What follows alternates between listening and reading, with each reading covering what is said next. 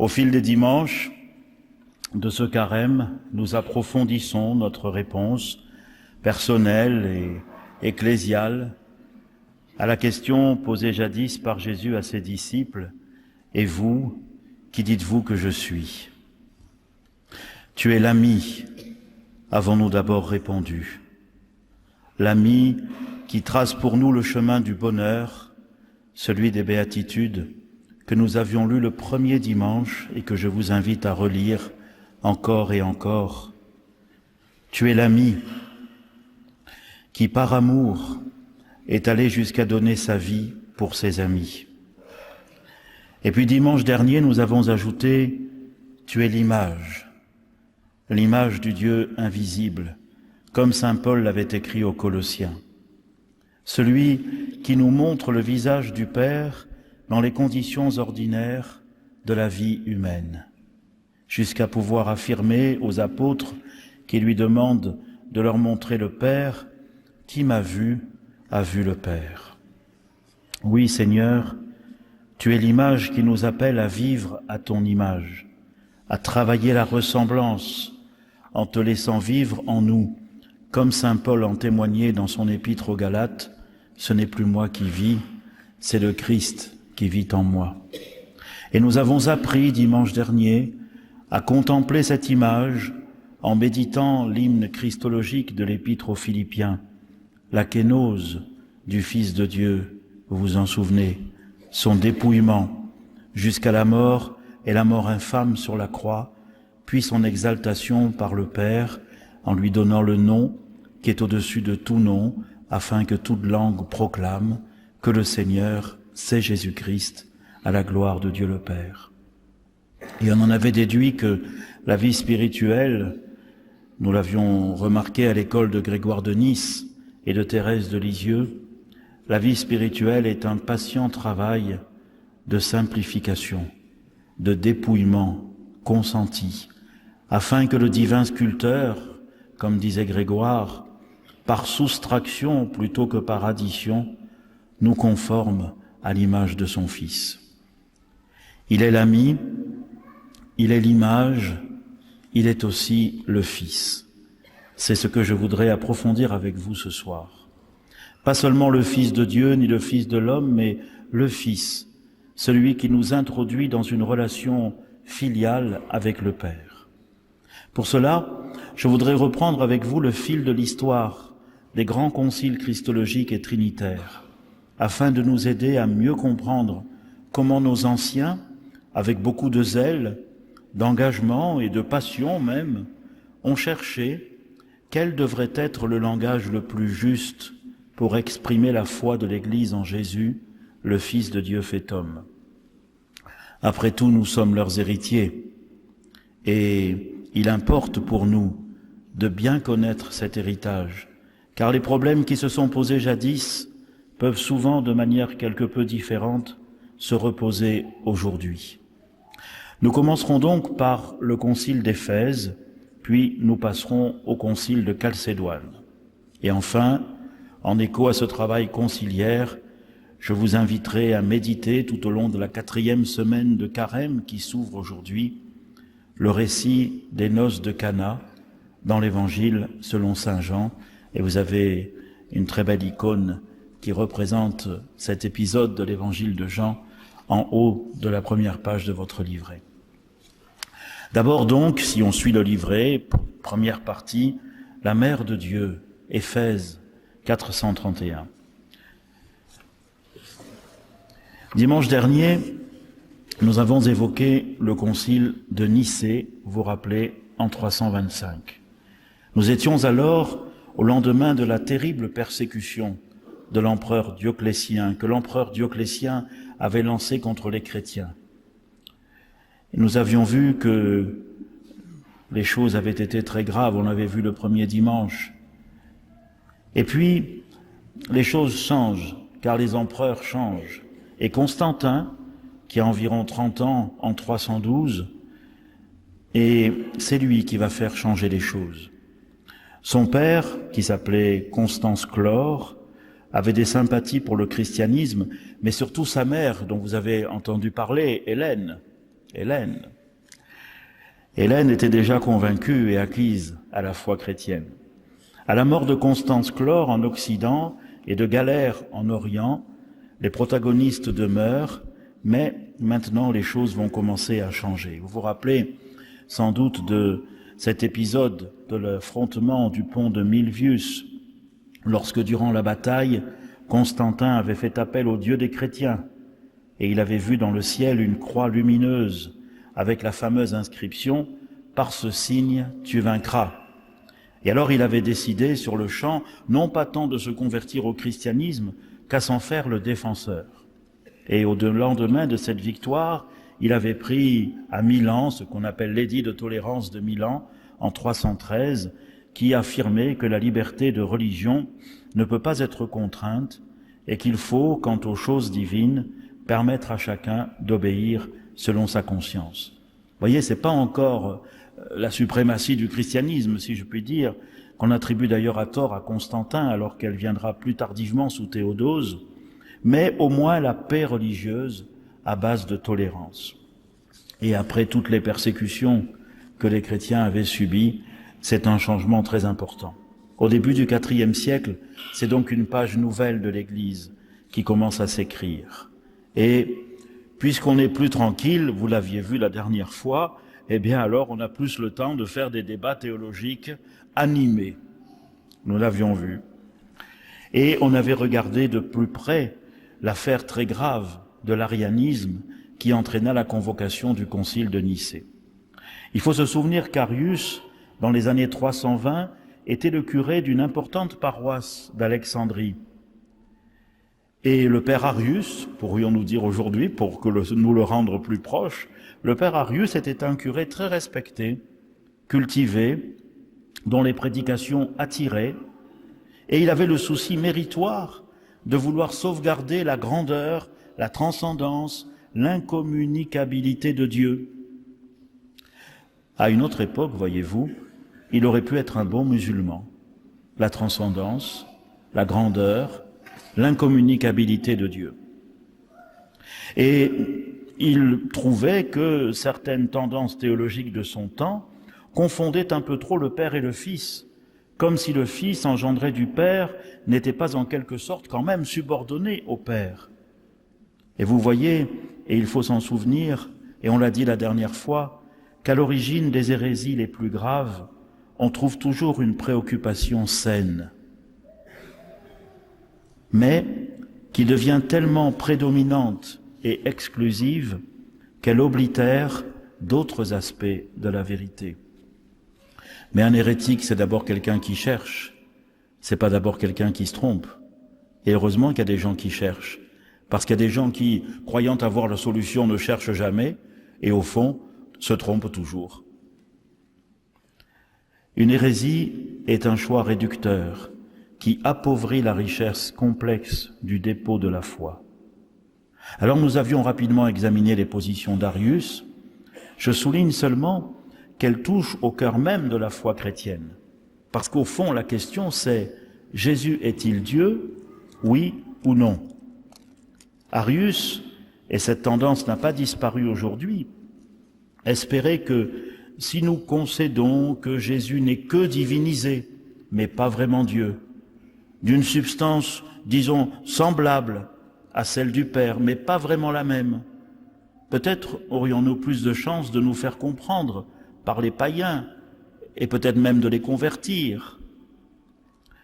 Je crains que parfois, dans nos dialogues d'aujourd'hui, avec des athées, avec des indifférents, voire avec des musulmans, nous soyons tentés par cette même tendance qui, parfois avec une bonne volonté missionnaire, rabaisse le mystère aux capacités de notre raison.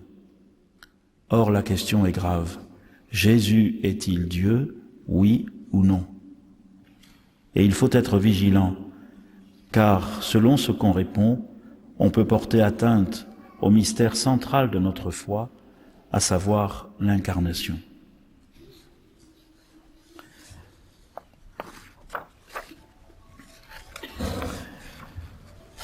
Le concile de Nicée qu'on avait regardé établit un symbole de foi qui affirme clairement, comme nous l'avions vu, que le Fils est bien Dieu, qu'il est de même nature que le Père, qu'il est consubstantiel, homoousios, à lui. Il est de même nature et pas seulement de nature semblable. En grec, ils ont joué beaucoup avec ça, vous savez. En grec, de même nature, ça se dit homoousios. Mais de nature semblable, ça se dit homoiousios. Vous ajoutez un iota. Mais le iota, il a fait couler de l'encre. Ce petit iota, il a causé bien des soucis. Car ce vocabulaire philosophique, et non plus biblique, ne fut pas facile à expliquer et à accepter. Et puis, on avait remarqué aussi la pression exercée par l'empereur sur les évêques pour les convaincre de signer. Vous vous rappelez, déjà, c'est lui qui avait payé le voyage. Ça joue. Et ensuite, ceux qui n'étaient pas d'accord, ils étaient menacés d'exil, vous vous rappelez. Et alors, la pression, l'ingérence de l'empereur dans les affaires de l'Église avait, bien sûr, obtenu des signatures, mais avait aussi laissé des traces. Quelque temps après, à l'automne 325, 3 évêques retirèrent leurs signatures. Eusèbe de Nicomédie, celui-là il faut se méfier parce que selon le vent, il est d'un côté ou de l'autre. Théognis de Nicée et Maryse de Chalcédoine. Et il fallut un demi-siècle de Nicée à Constantinople I pour que les chrétiens, dans leur ensemble, en viennent à accepter la légitimité et la nécessité de ce nouveau langage quelque peu philosophique. Mais la paix constantinienne, l'arrêt des persécutions, fut favorable au christianisme. Pensez à tous ces grands personnages du IVe siècle. Saint Martin de Tours, apôtre de la Gaule, Saint Ambroise de Milan, Athanase d'Alexandrie, Basile de Césarée, Grégoire de Nazianze, Grégoire de Nice, Saint Antoine, le grand Saint Antoine, pas le grand Saint Antoine de la peste, mais le grand Saint Antoine du désert. C'est l'époque aussi des constructions des grandes basiliques, c'est l'époque où Saint Jérôme traduit en latin la Bible et en fera la Vulgate, c'est l'époque de Saint Jean Chrysostome, de Saint Augustin, etc., etc. Vitalité très grande, mais aussi opposition interne. Nous avions vu que la question de la divinité s'était ensuite posée non plus pour le Fils, mais pour l'Esprit. Et sur le siège épiscopal de Constantinople, un évêque nommé Macédonius était délibérément opposé à la divinité de l'Esprit. Et vous vous souvenez, les Macédoniens, les pneumatomaques, les tropiques égyptiens, enfin tous ces gens qui finalement niaient la divinité de l'Esprit. C'est pour cela qu'on avait réuni un nouveau concile, le concile de Constantinople I, en 381. Nous avions lu tout cela, le symbole de Nicée, le symbole de Constantinople, que nous disons chaque dimanche à la messe. Alors nous voici maintenant au début du Ve siècle, qui va nous retenir ce soir. La roue de l'histoire tourne une nouvelle fois. Mais cette fois, c'est parce qu'il y a des vagues, d'invasion et d'immigration, pourrait-on dire, massives, venant de l'Est et du Nord de l'Europe. Il y a les Vandales qui débarquent sur le Rhin, puis vers l'Espagne et vers l'Afrique. On appelle l'Afrique l'Afriquia, l'Afrique du Nord d'aujourd'hui. Il y a les Visigoths, il y a les Ostrogoths, il y a les Angles et les Saxons qui conquièrent les îles britanniques, il y a les Francs, et la poussée de ces envahisseurs est d'autant plus inexorable qu'ils sont eux-mêmes délogés de chez eux par la migration des Huns, venus d'Asie centrale et conduits par Attila. L'effondrement de l'Empire romain est progressif, mais irrémédiable. Saint Augustin encourage son peuple à se battre et à mettre sa confiance en Dieu pour une cité qui ne périra pas. Notre cité se trouve dans les cieux, avons-nous chanté la semaine dernière, en écho à Saint Paul dans l'Épître aux Philippiens.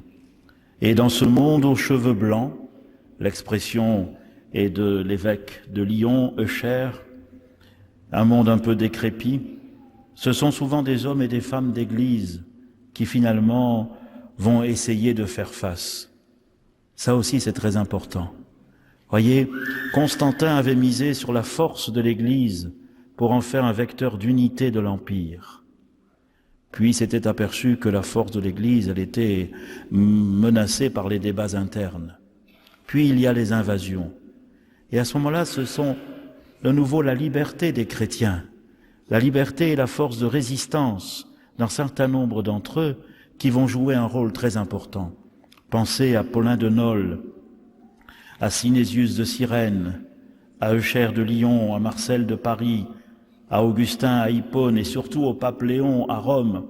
Pensez aussi à ceux qui vont infléchir le cours de l'histoire, Saint-Aignan à Orléans, Saint-Loup à Troyes, Sainte-Geneviève à Paris, qui n'hésitait pas à dire, et pourtant ce n'était pas un 8 mars, que les hommes fuient s'ils le veulent, s'ils ne sont plus capables de se battre, mais nous, les femmes, nous prierons Dieu tant et tant qu'il entendra nos supplications. Et on sait de quelle ingéniosité et de quel engagement Geneviève accompagnait ses prières. De fait, Attila épargne Paris en 451, et en 452, c'est grâce à l'intervention du pape Léon, venu à sa rencontre à la tête d'une procession de clercs, qu'il épargne Rome. Aussi, les chrétiens, petit à petit, apprennent à travailler avec ces nouveaux venus. Et quand Odoacre met définitivement fin à l'Empire romain d'Occident, en 476, les chrétiens ont déjà noué des liens avec ce qu'on appelle encore les barbares. Et un nouvel enfantement s'annonce, non sans douleur, certes. En 428, Nestorius est devenu patriarche de Constantinople. Lui, il avait été formé à Antioche, où l'on insistait surtout en matière de christologie pour bien marquer la distinction dans le Christ entre la divinité et l'humanité, afin de bien préserver cette dualité, parce qu'on craignait que si on ne défendait pas cette dualité, alors la divinité écraserait, absorberait l'humanité. Là, il faut bien, c'est ce qui va nous occuper, c'est la question de ce soir. C'est plus tellement Jésus est-il Dieu, oui ou non, ça c'était la question de Nicée, mais la question de ce soir c'est Jésus est-il à la fois Dieu et homme, et dans quelle proportion, si je puis dire. Alors là, à Antioche, il voulait surtout bien montrer qu'il fallait préserver cette distinction, qu'il était divin et humain. Mais alors, entre la divinité et l'humanité, pensait Nestorius, il y a une simple conjonction, en grec sunapheia, et pas réellement une union. Il y a une conjonction, l'une et l'autre sont raccordées, si vous voulez, ensemble. Et alors, il en déduisait, Nestorius, que Marie ne pouvait pas, en rigueur de terme, être appelée mère de Dieu, Théotokos, mais seulement mère du Christ, c'est-à-dire mère de l'homme Jésus, qui est pourtant bien raccordé, mais par une simple conjonction au Verbe divin. D'ailleurs, disait Nestorius, il n'y a qu'à réfléchir, dire qu'une créature ait pu engendrer Dieu est proprement scandaleux. Et un historien chrétien de l'époque, qui s'appelait Socrate, disait que Nestorius craignait le seul mot de mère de Dieu comme un épouvantail. Mais les choses vont s'envenimer. D'abord parce que la piété populaire, ou plutôt le sensus fidei, c'est-à-dire le bon sens du peuple de Dieu, utilisait volontiers l'expression « mère de Dieu » en parlant de Marie. Et ensuite parce qu'il n'y avait pas que l'école d'Antioche à l'époque, il y avait aussi une autre école, et plus forte encore, l'école d'Alexandrie, où depuis longtemps, vous voyez, les grands penseurs de l'école d'Alexandrie, c'est d'abord un qui s'appelait Pantène. Il n'y a pas de rapport, mais ça s'appelait Pantène. Ensuite, il y en avait un qui s'appelait Clément d'Alexandrie. On lui doit une œuvre immense, très cultivée. C'est le premier auteur chrétien à parler du Bouddha. Parce qu'à Alexandrie, on avait l'arrivée des routes aussi, venues de loin, et c'était un centre intellectuel où il y avait aussi des gens qui venaient de l'extrême-orient. Et après Clément d'Alexandrie, il y a Origène, etc., etc. Vous voyez, une forte école. Et là, autant, vous voyez, à Antioche, on veillait à mettre en valeur la distinction, autant à Alexandrie, on veillait à mettre en valeur l'unité. C'est-à-dire que le Christ est un. C'est pour ça on parlait non pas d'une conjonction, mais d'une union profonde, selon l'hypostase, sans nier l'humain dans le Christ, mais en valorisant en lui le Fils de Dieu, peut-être parce qu'à Alexandrie, on avait beaucoup souffert de l'arianisme, qui avait dit que finalement, Jésus n'était pas Dieu. Alors du coup, là, on faisait attention à ne pas oublier ça. Il est le Fils de Dieu. Après ce que j'ai cité, à Alexandrie, il y a Athanase, dont on a parlé l'autre fois. Et puis pour ce soir, à Alexandrie, il y a Cyril, patriarche d'Alexandrie. Et Cyril est mis au courant des questions et des prédications de Nestorius qui nie que Marie puisse être appelée Théotokos. Et alors, Cyril va s'en occuper. Si vous voulez, pour vous représenter les choses, on peut dire que à Alexandrie, on part d'en haut, comme dans le prologue de Jean. On parle du Verbe. Et le Verbe était auprès de Dieu, et le Verbe était Dieu, et le Verbe s'est fait chair. À Antioche, on part plutôt d'en bas, si je puis dire, de l'homme Jésus. On le regarde vivre, on apprend de lui, et on finit comme à la fin de Saint Marc, lorsque le centurion dit « Vraiment, cet homme était le Fils de Dieu ». Vous voyez la différence. Je vous invite dans la semaine à faire ce petit exercice. Quand vous êtes amené à parler de Jésus, vous, qu'est-ce que vous faites? Vous faites d'abord comme les Alexandrins, en disant qu'il est d'abord le Fils de Dieu, il est Dieu, etc., et puis qu'il s'est fait chair. Ou alors vous parlez de lui comme d'un homme que, ses contemporains ont croisé, puis qui était aussi et qui s'est révélé être le Fils de Dieu. Réfléchissez bien, parce que si vous tirez l'un ou si vous tirez l'autre, dans les deux cas, vous avez raison. Vous êtes ou plutôt alexandrin ou plutôt antiochien, mais c'est important de le savoir. Réfléchissez comment spontanément, quand vous avez à parler de Jésus, qu'est-ce que vous dites d'abord ? Et maintenant, quand vous allez m'écouter, essayez de voir comment la position que vous n'avez pas est quand même légitime. Vous voyez? Si vous êtes alexandrin, écoutez bien que si vous aviez à prendre la défense des antiochiens. Et si vous êtes antiochien, faites l'inverse. C'est comme ça qu'on apprend. C'est comme ça que progresse le respect mutuel, le dialogue, le vrai dialogue, le vrai débat à l'intérieur de l'Église. Alors une correspondance s'engage entre Cyril et Nestorius. En 429, Cyril écrit à Nestorius, il lui dit quand même, j'ai appris que tu dis que Marie n'est pas Théotokos, enfin explique-moi, on ne dit pas ça, nous. Bon, mais l'autre le prend un peu de haut et lui dit, en gros, ça veut dire occupe-toi d'Alexandrie et modère-toi. Alors Cyril écrit une deuxième lettre à Nestorius. Et cette deuxième lettre est très importante. Elle est très importante parce que au Concile d'Éphèse en 431, c'est cette lettre qui sera lue et c'est elle que l'on retiendra. Alors vous l'avez dans votre livret et on va, si vous le voulez bien et si vous y arrivez, lire quelques passages de cette lettre. Je dis si vous y arrivez parce que... Alors je lis le début.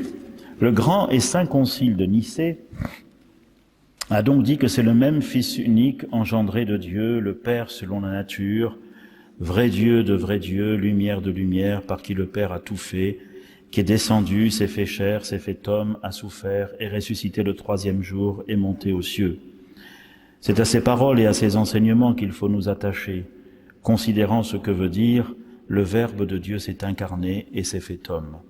Nous ne disons pas que la nature du Verbe s'est transformée pour devenir chair, ni non plus qu'elle s'est transformée en un homme complet, composé d'âme et de corps, mais plutôt ceci: le Verbe, s'unissant selon l'hypostase une chair, animée d'une âme raisonnable, est devenu homme d'une façon indicible et incompréhensible, et s'est appelé Fils de l'homme, non pas seulement par volonté ni par complaisance, ni non plus en ne prenant seulement le personnage.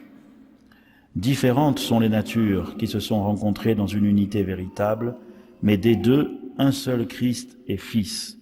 La différence des natures n'est pas supprimée par l'union, mais au contraire, la divinité et l'humanité forment pour nous un seul Seigneur et Fils et Christ par leur rencontre indicible et ineffable.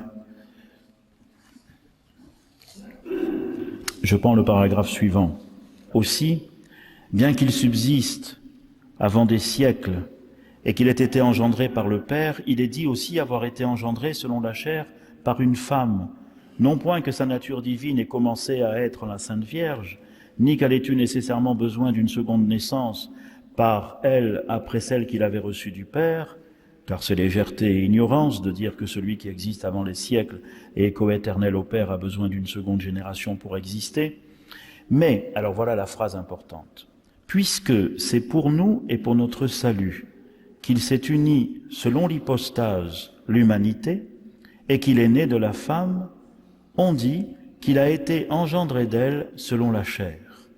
Car ce n'est pas un homme ordinaire qui a été d'abord engendré de la Sainte Vierge et sur lequel ensuite serait venu se reposer le Verbe, mais le Verbe s'étant uni à l'humanité dès le sein de Marie et dit avoir accepté une naissance charnelle, ayant revendiqué pour lui la naissance de sa propre chair. Prenons l'avant-dernier paragraphe. Et dire que le Verbe s'est fait chair, cela ne veut pas dire autre chose que ceci: il a participé comme nous à la chair et au sang. Il a fait sien notre corps, et il a été mis au monde comme un homme né de la femme. Il n'a pas rejeté son être divin, ni sa génération de Dieu le Père, mais en prenant une chair, il est resté ce qu'il était. Voilà ce qu'enseigne partout la foi orthodoxe. Voilà ce que nous trouverons dans l'enseignement des saints-pères. C'est pourquoi ils ont osé appeler Théotokos, la Sainte Vierge, non pas que la nature du Verbe ou sa divinité ait pris de la Sainte Vierge le principe de son existence, mais puisqu'est né d'elle ce saint corps animé d'une âme raisonnable auquel le Verbe s'est uni selon l'hypostase, on dit que le Verbe a été engendré selon la chair. Voilà ce que la charité du Christ me pousse à t'écrire, Nestorius. Je t'exhorte comme un frère, et je te conjure en face du Christ et des anges élus de penser et d'enseigner cela avec nous, afin que la paix des églises soit sauvée et que le lien de la concorde et de la charité demeure intangible entre les prêtres de Dieu. Voilà tout l'effort de Cyril pour expliquer les choses à Nestorius. C'est bien, c'est même très bien, mais ça ne va pas suffire. Ensuite, après avoir écrit toutes ces lettres et parce que les choses ne s'arrangent pas, alors on écrit, l'empereur convoque le concile à Éphèse.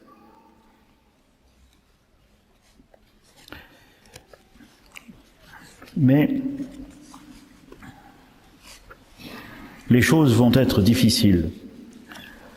Parce qu'à Éphèse, Cyril arrive le premier. On est en été. Les autres arrivent petit à petit. Juvénal de Jérusalem est là.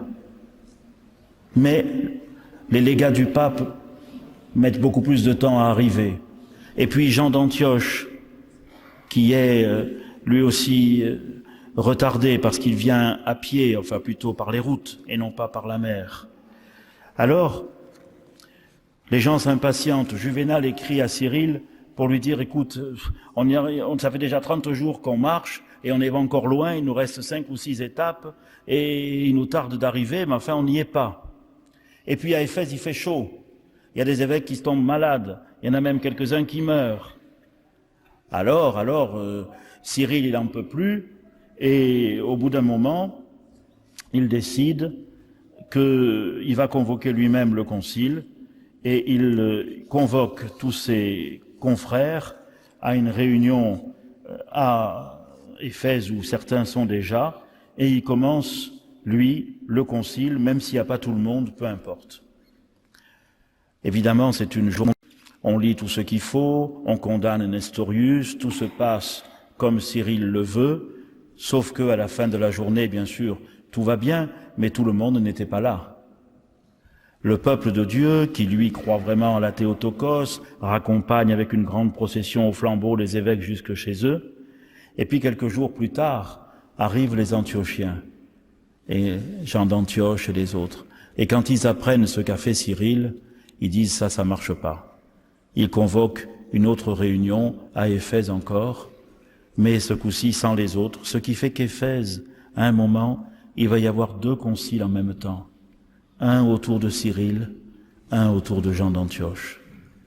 Puis vont arriver les légats du pape. Et finalement, les légats du pape vont dire, bon, on annule tout.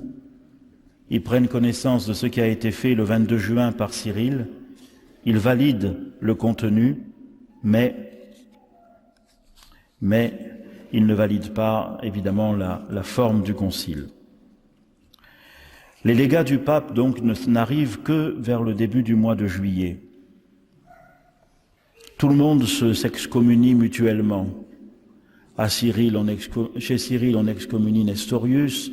Chez Jean d'Antioche, on excommunie Cyril. L'empereur, lui, a envoyé quelqu'un qui s'appelle Candidien, qui fait ce qu'il peut pour essayer, avec l'ordre d'essayer de maintenir à peu près la loi. C'est qu'en plus, comme il fait chaud et qu'on s'échauffe, ça crie. Il faut voir ce qui se passe. Alors finalement, au début du mois d'août, le haut fonctionnaire promis par l'empereur arrive, en plus de Candidien, et lui, il dépose Nestorius, Cyril et Memnon, qui est l'évêque d'Éphèse, et ils sont tous les 3 mis en état d'arrestation. Vous voyez les conciles, hein, ou les synodes. Des fois ça commence bien, mais on ne sait jamais. Hein. Et alors Cyril, qui est en état d'arrestation, lui, a quand même un peu d'entre-gens.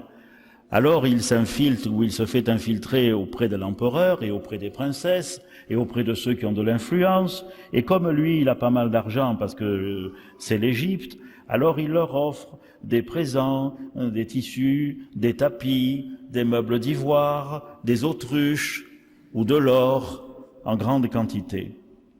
Mais bon, ça suffira pas à arranger les choses. Finalement, le concile se termine parce que les légats qui représentent le pape prennent d'autorité les décisions. On valide la lettre de Cyril à Nestorius que l'on a lue, mais vous voyez le spectacle. Vous voyez le spectacle. Ce concile est un concile qui n'est pas mariologique, il est christologique. Mais il s'est focalisé sur cette question de la Théotokos, à cause de Nestorius, mais surtout l'ambiance qui a régné est désastreuse. Alors, que va-t-il se passer ensuite? Ensuite, on a une page magnifique. C'est que Jean d'Antioche, qui pourtant avait été excommunié par Cyril, avait été, enfin bref, voué aux gémonies, Jean d'Antioche écrit à Cyril pour lui dire « il faut se réconcilier, il faut trouver une solution ». Et alors, il lui écrit en faisant, en faisant des concessions. Il accepte de condamner Nestorius, alors que c'était plutôt son côté. Il accepte de reconnaître l'unité, l'importance de l'unité, malgré l'insistance sur la distinction de la catégorie des gens plutôt d'Antioche. Enfin, il fait une lettre merveilleuse pour essayer de rétablir la communion. Et Cyril est étonné et conquis par cette lettre, si bien qu'il lui répond en lui disant sa joie et en étant d'accord, et lui-même fait des concessions, mettant un peu d'eau dans son vin, si je puis dire, évitant des formules qui pourraient choquer à Antioche, alors que lui pensait qu'elles étaient vraies, mais il arrange un peu les choses. Et c'est ce qu'on appelle l'acte d'union en 433. Alors vous l'avez, l'acte d'union, aussi dans votre livret.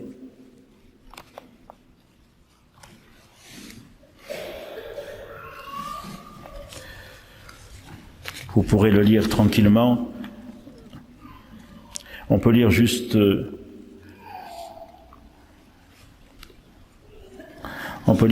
premier paragraphe. Ce que nous pensons et disons au sujet de la Vierge Théotokos et du mode de l'incarnation du Fils unique de Dieu, nous le dirons brièvement et autant qu'il est nécessaire, non pas pour ajouter quelque chose, mais pour vous en assurer pleinement, comme nous le tenons dès le commencement, pour l'avoir reçu des divines Écritures et de la tradition des Saints-Pères, sans rien ajouter à la foi qui a été exposée par les Saints-Pères à Nicée. Comme nous l'avons déjà dit, elle suffit à la connaissance de la vraie foi et à la réfutation de toutes les erreurs. Nous parlerons donc sans avoir l'audace d'aborder ce qui est inaccessible, mais en confessant notre propre faiblesse, nous fermerons la bouche à ceux qui veulent nous attaquer parce que nous scrutons ce qui est au-dessus de l'homme. Nous confessons donc notre Seigneur Jésus-Christ, Fils unique de Dieu, Dieu parfait et homme parfait, fait d'une âme raisonnable et d'un corps, engendré du Père avant les siècles en sa divinité, et à la fin des jours, le même pour nous et pour notre salut, né de la Vierge Marie en son humanité. Le même, consubstantiel au Père en sa divinité, et consubstantiel à nous en son humanité. Car des deux natures l'union s'est faite.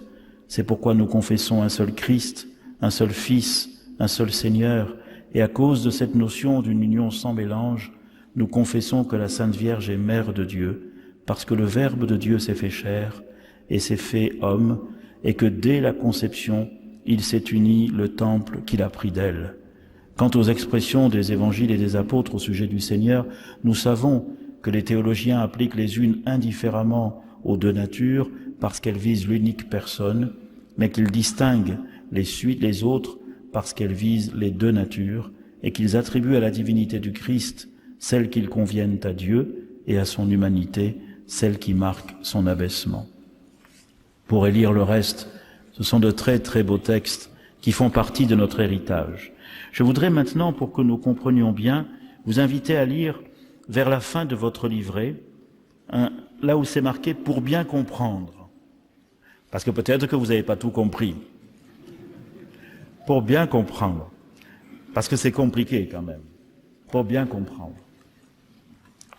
Alors, avant Nicée, vous voyez, c'est un peu un résumé. Un résumé. Avant Nicée, l'adoptianisme avait porté atteinte à la divinité du Christ. C'est-à-dire, on disait, il n'était qu'un homme adopté par Dieu. Puis, le docétisme avait porté atteinte à son humanité. On disait, il n'avait d'humain que l'apparence, dokein. On a vu ça. Ensuite, au temps des hérésies trinitaires du IVe siècle, le monarchianisme, on a vu ça la semaine dernière, porta lui aussi atteinte, bien que d'une toute autre manière, à l'humanité du Christ. On disait, Dieu, qui est un unique principe, mon arché, ne pouvait pas se dissocier et s'incarner. Puis, le subordinationnisme et surtout l'arianisme portèrent atteinte à sa divinité. Vous vous rappelez, il était Dieu, mais moins que le Père dont il était l'engendré, alors que seul le Père est inengendré. Le concile de Nicée avait alors établi que le Fils est consubstantiel au Père. Mais voici que, au seuil du Ve siècle, le nestorianisme, à nouveau, porte atteinte à la divinité du Fils. Il n'est que relié à Dieu par une conjonction sunapheia qui coordonne mais qui n'unit pas réellement entre elles les deux natures dans une union selon l'hypostase. Le concile d'Éphèse s'est opposé à cette dérive. Mais encore une fois, le balancier va aller trop loin dans l'autre sens, à la faveur d'une autre hérésie, portant de nouveau atteinte à l'humanité du Christ, qu'on appellera le monophysisme, c'est-à-dire qu'après l'union, il n'y a plus qu'une seule nature qui subsiste dans la personne du Christ et qui est la nature divine. Et cette position sera soutenue par le moine Eutychès et entraînera la convocation du concile de Chalcédoine. Voilà le résumé. Alors maintenant, on peut lire aussi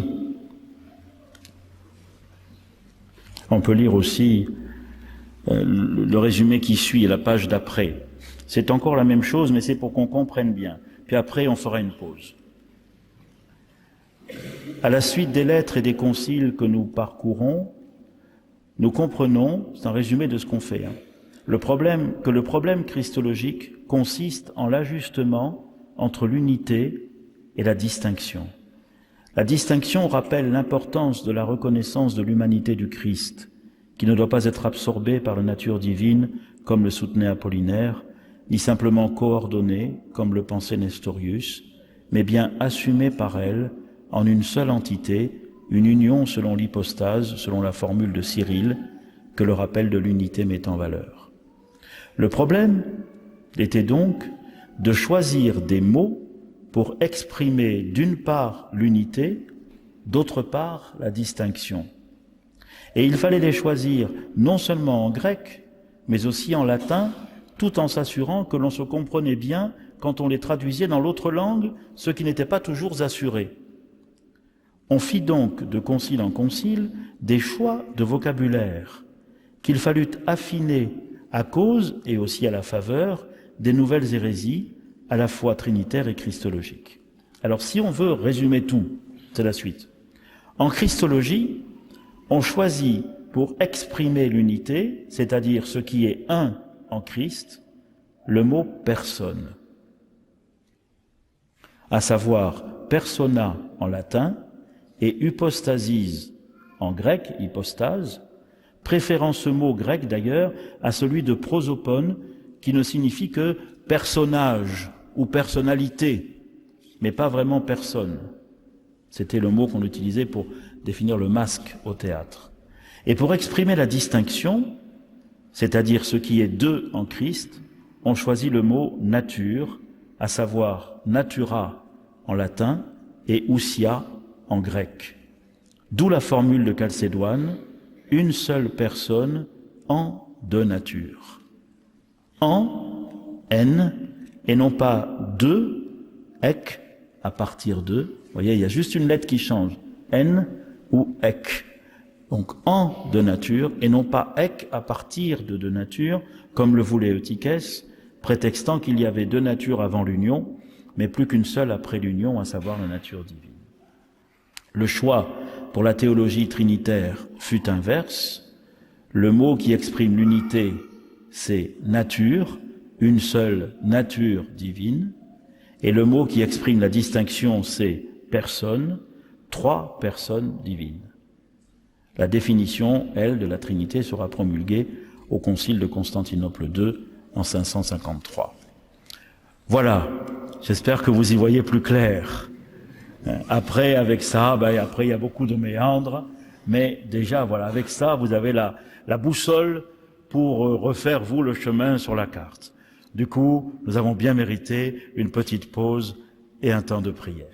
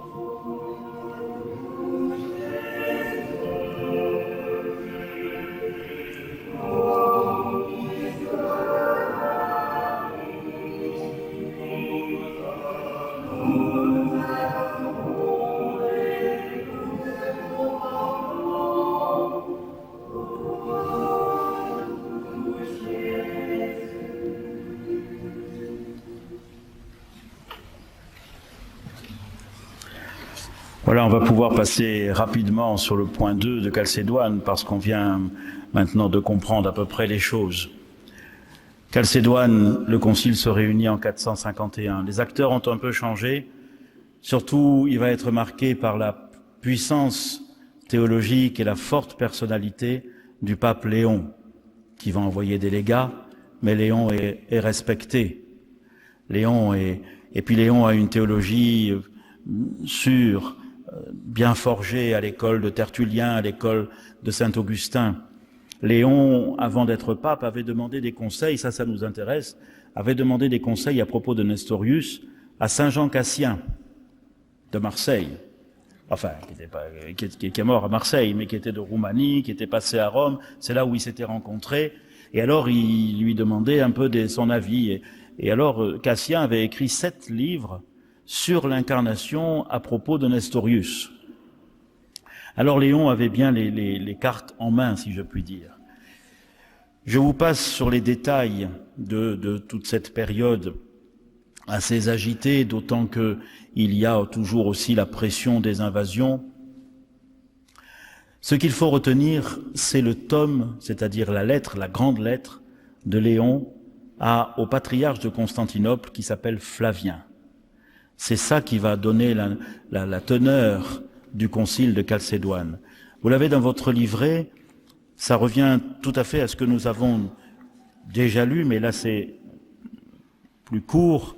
Mais voyez, vous l'avez dans votre livret, la lettre du pape Léon à Flavien. Et maintenant, on peut regarder de plus près les choses.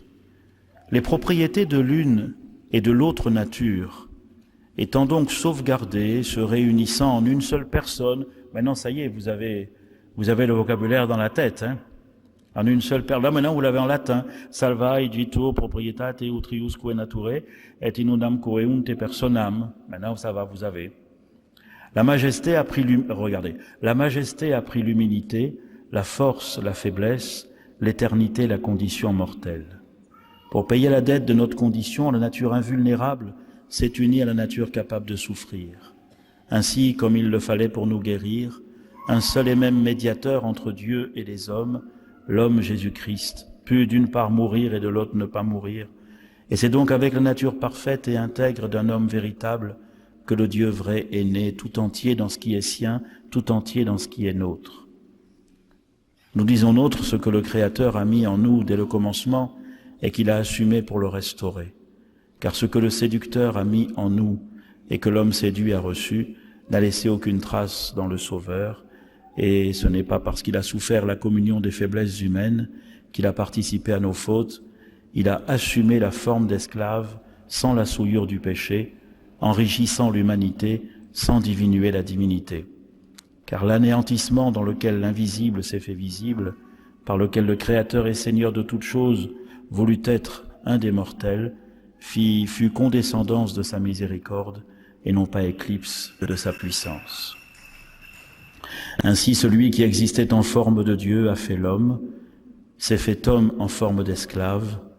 Chaque nature, en effet, tient sans défaut ce qui lui est propre, et comme la forme de Dieu ne supprime pas la forme d'esclave ne diminue pas la forme de Dieu. Donc vous voyez encore une fois l'importance du texte sur lequel nous étions attardés la semaine dernière de l'hymne christologique de l'épître aux Philippiens au chapitre 2 de cette épître. Alors, le concile se déroule moins agité, heureusement, que celui d'Éphèse, et on arrive à la définition christologique de Chalcédoine, qui est un peu le sceau de toutes ces recherches que nous avons parcourues, que vous avez tout à fait à la suite là, et qui est au fond le passage le plus important finalement de toute cette histoire conciliaire. À la suite des saints-pères, nous enseignons donc tous unanimement à confesser un seul et même Christ, notre Seigneur Jésus-Christ, un seul et même Fils, notre Seigneur Jésus-Christ, le même parfait en divinité et le même parfait en humanité, le même Dieu vraiment et homme vraiment, fait d'une âme raisonnable et d'un corps, consubstantiel au Père en sa divinité et consubstantiel à nous en son humanité, semblable à nous en tout hors le péché, engendré du Père avant les siècles en sa divinité, mais au dernier jour, pour nous et pour notre salut, engendré de Marie la Vierge, la Théotokos en son humanité. Un seul et même Christ, Fils, Seigneur, Fils unique, que nous reconnaissons en deux natures, sans confusion, sans changement, sans division, sans séparation, la différence des natures n'étant nullement supprimée par l'union, mais bien plutôt les propriétés de chacune des deux natures restant sauves et se rencontrant en une seule personne ou hypostase. Nous confessons non pas un Fils partagé ou divisé en deux personnes, mais un seul et même Fils unique, Dieu, Verbe, Seigneur, Jésus-Christ, comme autrefois les prophètes l'ont dit de lui, comme le Seigneur Jésus-Christ lui-même nous en a instruit, et comme le symbole des Pères nous l'a transmis. Voilà, vous avez là le texte final, si je puis dire, de toute cette période. Donc vous voyez qu'elle fut très agitée parce que, je n'ai pas eu le temps de vous le dire, mais avant Chalcédoine, il y a eu encore une réunion à Éphèse en 449. Le successeur de Cyril, c'était Dioscore. Dioscore était un homme qui se croyait très grand parce qu'il était à Alexandrie, mais qui n'avait pas la finesse et l'intelligence de Cyril. Alors lui, il faisait surtout qu'essayer de montrer sa force sans penser véritablement. Et c'est lui qui a organisé à Éphèse, avec l'accord de l'empereur, avec l'accord de Tychès, etc., une réunion pour condamner tous ceux qui ne pensaient pas comme Tychès, etc. Et ce fut tellement l'horreur à Éphèse de la bagarre entre eux, les évêques, des moines. On avait fait venir un moine qui s'appelait Barsoma. Celui-là, il était célèbre à la fois pour son austérité, mais surtout pour son fanatisme. Et il était venu avec beaucoup de moines qui n'avaient qu'une envie, c'était d'en découdre. On dit même, à Chalcédoine, quelqu'un raconte qu'il était venu avec 1000 moines. Et alors on intimidait les gens et on frappait les autres, et des évêques qui voulaient aller prier trouvaient la porte de l'église d'Éphèse fermée et se faisaient rejeter à coups de bâton ou à coups de pierre. C'est ça aussi l'histoire de l'église. 449, on appelle ça le brigandage d'Éphèse. Ils se tirent par la barbe, etc., etc. Vous savez, c'est terrible. Terrible, ils se cachent derrière l'autel, enfin c'est terrible. Donc 451, plus tranquille, et on arrive à cette définition. De cela, que pouvons-nous retenir? Que la progression de la réponse à la question « Qui dites-vous que je suis ?» passe par le travail de l'intelligence qui essaie d'exposer ce que la foi peut dire, de choisir les mots, de répondre aux questions, d'avancer ainsi. Je voudrais vous suggérer pendant la semaine de lire, bien sûr vous avez tout ça, mais de lire l'évangile des noces de Cana, pour faire le lien entre toute cette histoire et notre propre chemin vers Pâques, notre propre réponse à la question de Jésus. Réfléchissons-y un moment et méditons ensemble.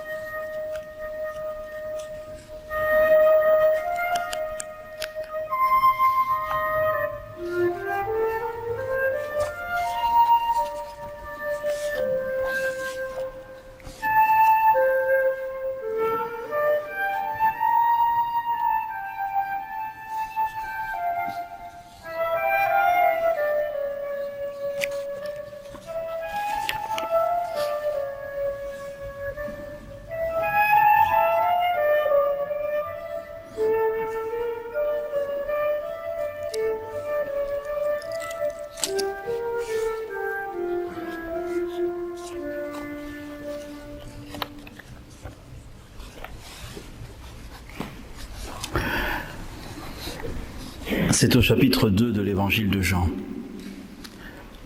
Le 3e jour, il y eut une noce à Cana, en Galilée, et la mère de Jésus était là. Jésus, lui aussi, fut invité à la noce ainsi que ses disciples. Comme le vin manquait, la mère de Jésus lui dit, « Ils n'ont plus de vin. » Mais Jésus lui répondit, « Que me veux-tu, femme? Mon heure n'est pas encore venue. » Sa mère dit au serviteur, « Quoi qu'il vous dira, faites-le. » Il y avait là 6 jarres de pierre destinées aux purifications des Juifs. Elles contenaient chacune de 2 à 3 mesures. Jésus dit au serviteur, « Remplissez d'eau ces jarres. » Et ils les remplirent jusqu'au bord. Jésus leur dit, « Maintenant puisez et portez-en au maître du repas. » Ils lui emportèrent et il goûta l'eau devenue vin. Il ne savait pas d'où il venait, à la différence des serviteurs qui avaient puisé l'eau. Aussi il s'adresse au marié et lui dit, « Tout le monde offre d'abord le bon vin, et lorsque les convives sont gris, le moins bon. Mais toi, tu as gardé le bon vin jusqu'à maintenant. » Tel fut à Cana de Galilée le commencement des signes de Jésus. Il manifesta sa gloire et ses disciples crurent en lui. Après quoi, il descendit à Capharnaüm avec sa mère, ses frères et ses disciples, mais ils n'y restèrent que peu de jours. Vous avez ce texte dans votre petit livret. Je vous invite à être attentif dans la semaine, à le méditer, à plusieurs choses, toujours pour comprendre un peu mieux la question, la réponse à la question de Jésus, tu es le Fils. Vous savez, dans les 4 évangiles, on parle relativement peu de Marie. Celui qui en parle le plus, c'est Saint Luc, dans les 2 premiers chapitres. Matthieu l'évoque aussi dans les évangiles de l'enfance, mais le personnage central, là, c'est Joseph. Chez Saint Jean, elle n'apparaît que 2 fois, ici au chapitre 2 et au chapitre 19, lorsqu'elle est au pied de la croix. C'est tout. Et les 2 fois, Jean ne donne pas son prénom, ne dit pas qu'elle s'appelle Marie. C'est la mère de Jésus. Mais Marie est là au début et à la fin. Et elle est liée à la question de l'heure. À Cana, elle indique à Jésus que l'heure arrive. Elle lui dit, non, l'heure n'est pas encore venue, vous savez, mais ça commence. C'est le premier signe. Au calvaire, c'est l'heure et tout est accompli. Regardez Cana, le 3e jour. Le 3e jour, un auditeur biblique sait que c'est le jour des choses importantes. C'était Genèse 22, avec le sacrifice d'Isaac. C'était dans le livre de l'Exode, au moment où Moïse va dire au peuple l'arrivée de Dieu sur la montagne du Sinaï. C'était l'assemblée de Sichem au livre de Josué. Le 3e jour, c'est la manifestation de Dieu. Et là, voilà que les choses vont commencer. Chez Saint Jean, on ne raconte pas le baptême de Jésus. Mais les choses sont suggérées. Là donc, le 3e jour. Et puis vous avez vu ce dialogue étonnant. Femme, que me veux-tu? En grec, on pourrait dire même, femme, quoi de toi à moi? Qu'est-ce qui se passe? Qu'est-ce qui se passe? Mon heure n'est pas encore venue. Alors, vous savez, les pères de l'Église qui cherchent toujours à comprendre les choses trouvent des raisons à cette façon qu'a Jésus de répondre à sa mère. Saint Irénée, il dit, ça veut dire calme-toi, ça va venir, mais l'heure n'est pas encore là, mais calme-toi, ça va venir. Augustin, il dit, oh, ça veut dire ça te regarde pas. Tu n'es pas la mère. Augustin, il est mort en 430, 1 an avant Éphèse. Alors Augustin, il dit dans le commentaire, tu n'es pas la mère de ce qui en moi va faire le miracle, puisque tu es la mère de mon humanité. Donc ça va, ça te regarde pas. Et Saint Jean Chrysostome, encore plus, lui, il dit, ça veut dire, tu vas tout faire rater. Parce que si c'est toi qui demandes le miracle, eux, ils s'apercevront même plus qu'ils n'ont plus le vin, et c'est à eux de le demander pour que le miracle y marche. Voyez, chacun essaye, chacun trouve des façons d'expliquer les choses. Alors, voilà la réponse de Jésus. Et puis vous voyez que finalement, il fait ce que sa mère lui demande. Et puis sa mère dit au serviteur, tout ce qu'il vous dira, faites-le. C'était ce que le Pharaon avait dit aux Égyptiens en parlant de Joseph, quand les Égyptiens avaient besoin de blé. Tout ce qu'il vous dira, faites-le. C'était ce que le peuple disait aussi lorsqu'il voulait renouer avec le Seigneur. Seigneur, tout ce que tu nous diras, nous le ferons. C'est le début. C'est un nouveau départ. C'est une nouvelle alliance. Et puis, Jésus dit aux serviteurs, remplissez jusqu'à ras-bord les 6 jarres de pierre. Les jarres, c'est pas fait pour mettre le liquide en principe, c'est pas fait pour mettre le vin, c'est fait pour l'eau de la purification, de l'ablution. Au fond, les 6 jarres, dit saint Augustin, 7 moins 1, c'est-à-dire l'imperfection, mais les 6, c'est toute l'histoire d'Israël, c'est le rôle du peuple d'Israël que de remplir à ras-bord l'eau. L'eau de la création dans les jarres de la purification devient le vin de la nouvelle alliance. L'eau de l'alliance noachique, devenue l'eau de l'alliance mosaïque, va maintenant devenir le vin de la nouvelle alliance. Mais, et je termine là-dessus, n'oubliez pas Jean 2 et Jean 19. Jean 19, Marie est au pied de la croix. Et Jésus dit, « Femme, voici ton fils », en parlant du disciple bien-aimé. Et à lui il dit, « Voici ta mère. Qui donc es-tu, Seigneur ?